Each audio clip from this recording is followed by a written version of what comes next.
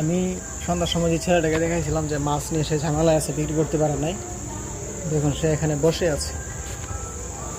তো সে আজকে বাড়িতে যাইতে পারবে না, কারণ সে এখনো মাছ বিক্রি করতে পারে না। 3 ভাগা রয়ে গেছে। সে এখানে দেখেন প্রায় 8টা বাজে, সে এখানে শুয়ে আছে, সে বাড়িতে যাবে না। গেলেই তার মা এখন ধরবে তাকে। সে বলতেছে যে প্রচুর মাছ দিবে, মাছ না বিক্রি করতে পারলো।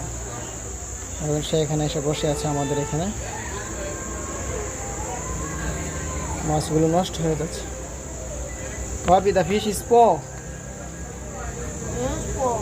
হ্যাঁ, Yes, Paul. so how can say it? এদেশের মাগুলো প্রচুর মারে তাদেরকে, কোনো একটা কাজ দিলে যদি না করতে পারে প্রচুর মার দিয়ে তাদেরকে।